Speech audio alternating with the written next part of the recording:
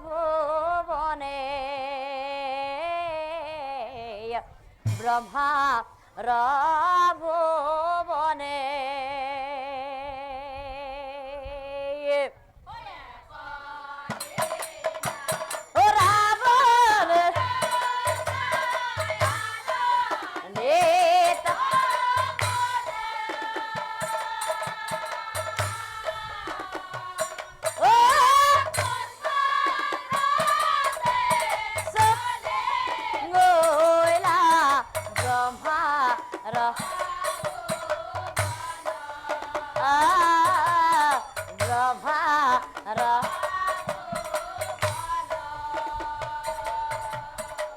কত বেলি পাইলা যাই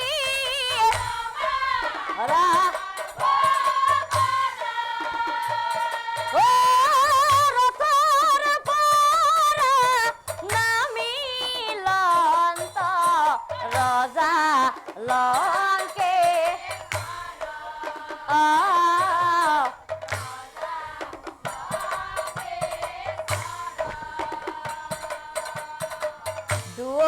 দুরিতা মাটি রাজায় লা ও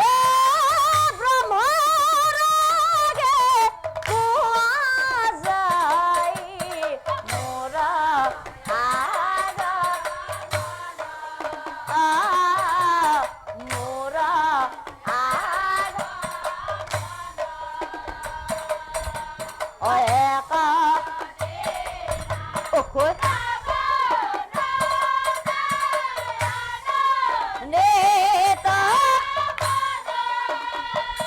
ও পুষ্পরাজে ব্রহ্মা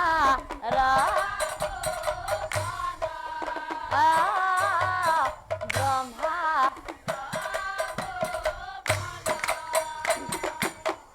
হেরই ডরি এ আহে নে নাহে ব্রহ্মা খুধি আহা যায় ইমান সময় ৰখিবলৈ মহাৰাজ আপুনি অলপ বহক এ নিজে আহিব তেওঁ কৰ্ম শেষ কৰি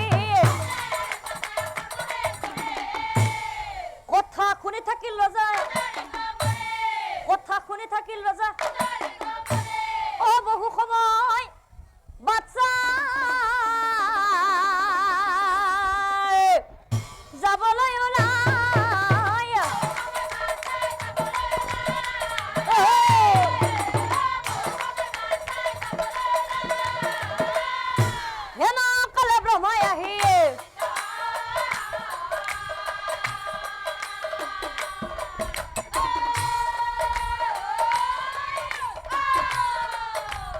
হেন কালে ব্ৰহ্মাই আহি ব্ৰহ্মাই বলন্ত তুমি শুনা হবচন কি কাৰণে আহা তুমি মোহৰ ভুৱন আৰু তেতিয়া ৰাৱণ ৰজাই ব্ৰহ্মাদেৱক চাই কৈছিল ব্ৰহ্মাদেৱ ইমান সময় ৰখি আছো তুমি কি কৰা ভিতৰে কি কাম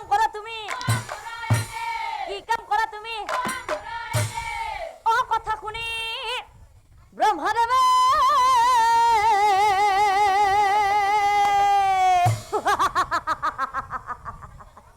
হাঁহিব লাগিলা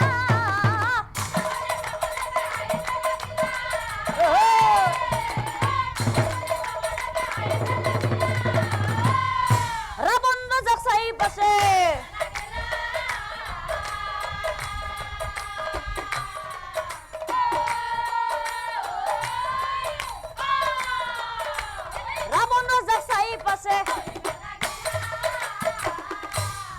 ব্ৰহ্মাই বুলন্ত ৰাবণ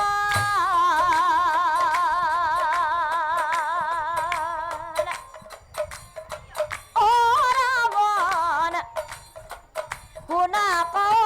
মই ৰাবণ শুনা কওঁ